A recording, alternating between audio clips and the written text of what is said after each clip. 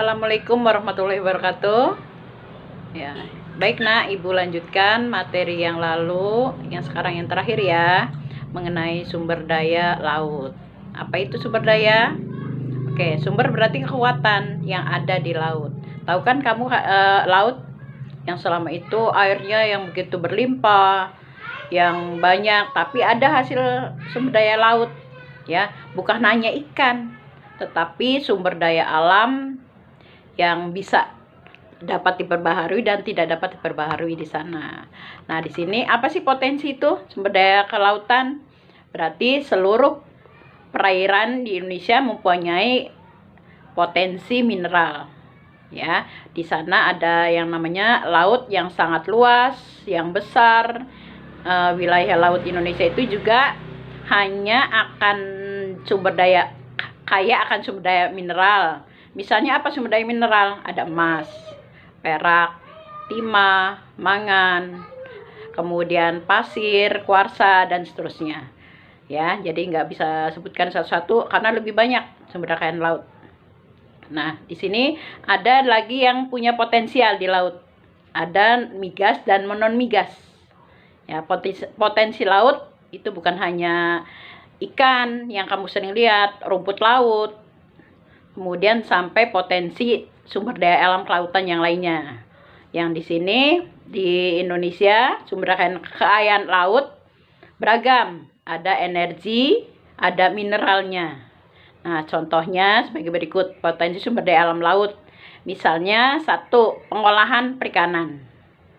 2, pertambangan dan energi. 3, perhubungan laut. 4, ada pariwisata. 5, potensi sumber daya alam kelautan Indonesia dan bahari.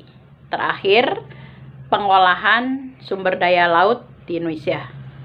Anak-anakku semuanya, Ibu lanjutkan mengenai potensi sumber daya laut di Indonesia atau energinya. Di sini ada di Ibu bagi 3 ya. Sumber daya terbarukan, sumber daya yang tidak terbarukan, dan sumber daya jasa. Ada 3, tapi masing-masing punya potensinya ya. Dari 3 itu yang pertama tadi sumber daya terbarukan. Nah, contohnya itu ada perikanan dan sumber daya laut. Nah, biasanya kan kalian namanya perikanan jelas Bu, ikan yang paling kelihatan jelas ikan paus, ikan hiu, dan seterusnya. Nah, biasanya kan di laut, nggak mungkin dong di sungai. Nah, itu contohnya, berarti yang disebut dengan terbarukan. Nah, yang kedua sumber daya yang tidak terbarukan. Nah, contohnya sumber daya minyak bumi, mineral ya. Misalnya, tidak hanya minyak bumi, ada emas yang tadi sudah di awal sudah Ibu kasih tahu, ada emas, ada mineral. Nah, itu yang tidak terbarukan. Kenapa disebut tidak terbarukan? Karena habis ya. Nah, sumber daya itu akan tumbuh, akan ada lagi dalam jangka waktu yang panjang. Itu pasti ada. Nggak mungkin sesingkat yang seperti nomor 1. Kalau nomor 2 itu ada tapi jangka waktu lama. Nah, yang ketiga sumber daya jasa. Ngerti kan jasa? Kamu dari rumah ke sekolah, tentu saja dong. Nggak mungkin jalan kaki. Bisa diantar sama orang tua pakai kendaraan. Masing-masing kendaraannya namanya. Nah, di sini contohnya ada jasa pariwisata. Ya. Kemudian yang kedua jasa transportasi.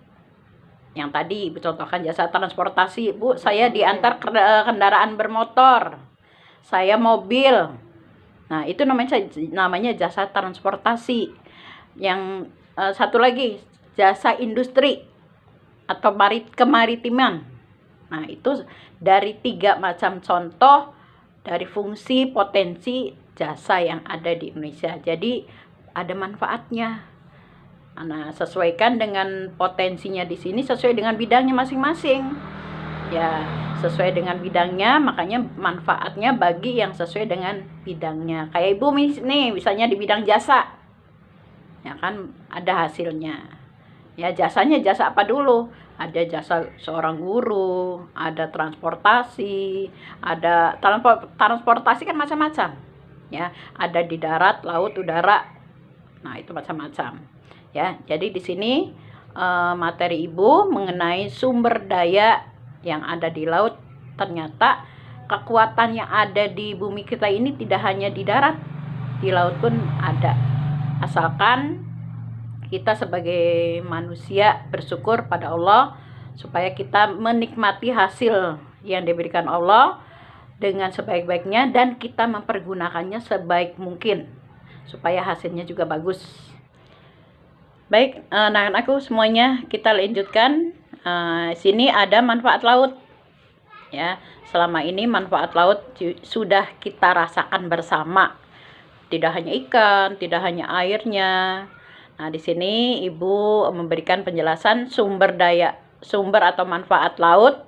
Satu, sebagai sumber mineral dan sumber nabati. Apa sih sumber mineral itu? Misalnya apa? Garam, fosfat, minyak bumi, itu salah satu sumber dari mineral. Yang kedua, nabati. Siapa yang tahu rumput laut? Sebagai apa? Bahan pembuat agar-agar kan, yang selama ini biasanya anak kecil tuh buat agar-agar. Nah, itu dari rumput laut. Nah, yang kedua, ada tumbuhan laut untuk makan ikan. Untuk makanan ikan, yaitu misalnya plankton, nepton. Nah, itu biasanya untuk sumber tumbuhan laut. Tidak hanya tumbuhan itu untuk makan manusia saja, tapi yang namanya di laut ada untuk ikannya. Nah, itu saja dari 2 manfaat sumber daya laut, kekuatan di laut. Jadi tidak hanya di darat ya nak ya, di laut pun ada kekuatannya. Upaya untuk melestarikan sumber daya laut diantaranya cegar alam di laut.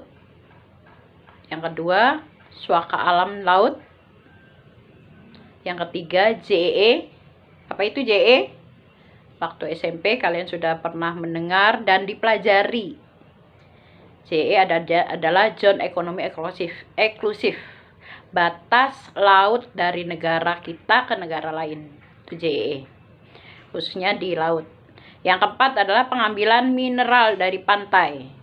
Ya. Yang ada apa di mineral di pantai itu? Mineral tidak hanya di darat, tapi di laut pun pasti banyak. Yang tadi sudah Ibu sebutkan, salah contoh minyak bumi. Minyak bumi tidak hanya diambil secara terus-menerus di darat, tapi bisa contohnya pengeboran minyak di laut. Seperti di Pulau Kalimantan, Pulau Sumatera. Ya, itu ada umumnya. Kalau Pulau Jawa darat pada umumnya. Tapi Pulau Kalimantan, Sulawesi juga masih kalau Sulawesi sedikit. Yang paling banyak minyak bumi itu di Pulau Kalimantan, Pulau Jawa, Sumatera. Sulawesi sedikit. Ada sih semuanya. Indonesia itu menghasilkan minyak bumi. Oke, kemudian yang kelima, persoalan di laut ternyata bersumber dari darat. Apa itu yang bersumber dari darat? Nah, siapa yang bisa menjelaskan atau bisa menambahkan? Persoalan di laut ternyata bersumber juga dari di darat. Tidak hanya di laut, tetapi di darat pun ada. Ya, oke, contohkan misalnya sumber dari laut ke darat. Yang tadi Bu, misalnya minyak bumi di laut ada, di darat pun ada. Yang kedua, batu bara. Selama ini, prosesnya batu bara, masih ingat waktu di SMP? Prosesnya batu bara kan dari hasisa atau tumbuhan yang sudah lapuk jutaan tahun lamanya, mengeras hingga menjadikan batu berwarna hitam. Itu kan batu bara. Tumbuhnya di darat. Nah, kalau ini di laut, jadi termasuk nggak? Bu, tidak. Berarti ada lagi batu kapur. Batu kapur yang contohnya di Bogor. Batu kapur itu bahan dasarnya dari apa? Dari sisa matinya binatang terkecil seperti ikan atau plankton yang lainnya, itu dari laut. Diambil, dimanfaatkan oleh masyarakat sekitarnya. Dulu digunakan untuk apa? Dulu digunakan untuk sebelum adanya semen. Nah, penggantinya batu kapur untuk bangun rumah.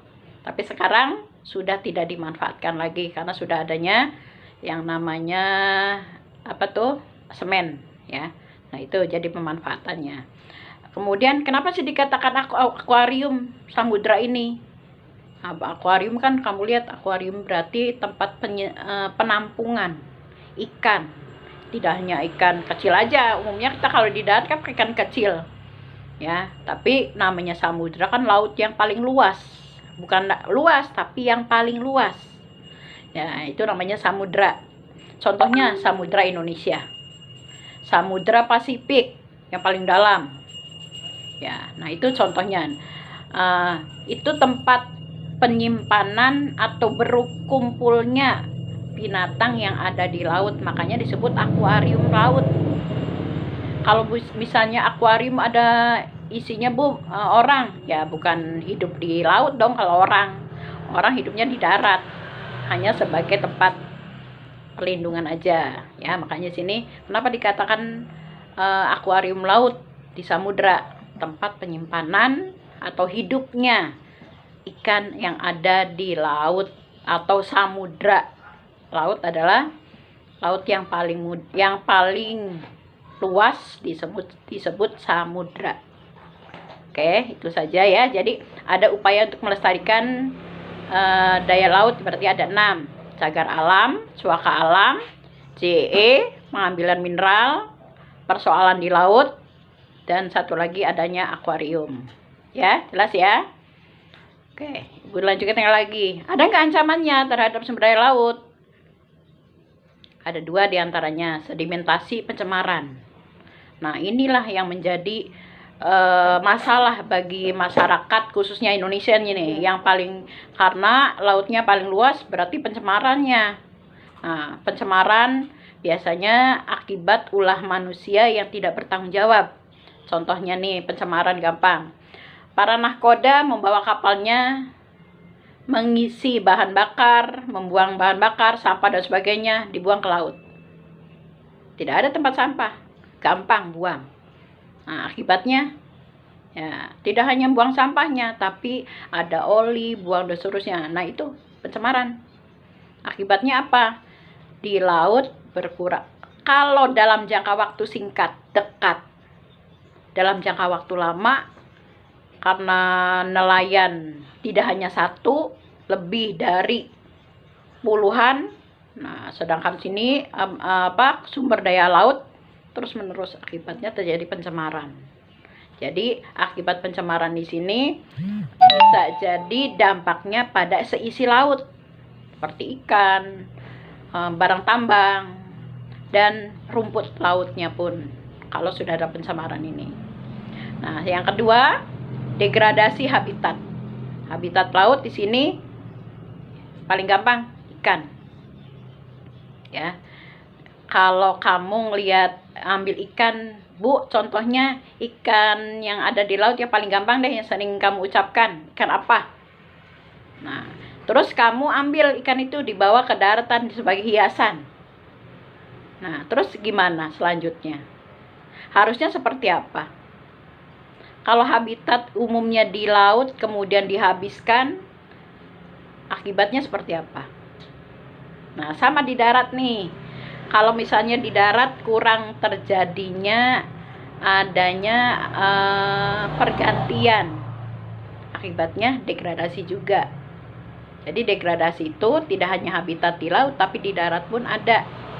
Nah, habitat di laut ada rumput laut, ada ikan dan seterusnya. Nanti lama-lama akan habis. Ancamannya ya sekarang belum kelihatan. Kalau sudah kelihatan, siapa yang rugi? Kita sendiri, masyarakat akan rugi, dan tidak ada pemasukan. Nah, sumber daya laut sini pun ada pemasukannya untuk pemerintah, untuk kita semuanya. Jadi jangan digampangin, laut itu kan urusan pemerintah. Tidak, urusan kita semuanya, masyarakat dan pemerintah. Kalau tidak bisa menjaga adanya pencemaran, habitat, degradasinya ini, nanti akibatnya seperti apa? Justru di sini harus saling bersatu antara masyarakat dengan pemerintah untuk menjaga sumber daya laut. Berarti hasil kekayaan laut harus kita jaga, kita nikmati untuk masyarakat kita sendiri. Jangan kita nikmati hasil alam di laut, tapi yang kita mengambil, tapi yang menikmati negara lain. ya. Nah, justru di sini jangan sampai menjadi ancaman. Kita bersama-sama tulang punggung memberantas orang-orang yang tidak bertanggung jawab dari yang kedua ini, pencemaran dan adanya degradasi habitat. Kalau habitatnya di laut sudah berkurang, nah buat apa laut yang luas kok tidak bisa menjaga dan memelihara supaya ancaman di laut ini berkurang. Ya, itu saja yang Ibu sampaikan untuk materi sumber daya laut. Oke, anak-anakku semuanya, untuk materi sumber daya laut, harapan Ibu, ya, pesan untuk kalian. Ke depan, kalian harus bisa menjaganya dengan baik. Bisa melestarikan, bisa menjaganya, supaya bisa bermanfaat untuk regenerasi berikutnya. Demikian, Assalamualaikum warahmatullahi wabarakatuh.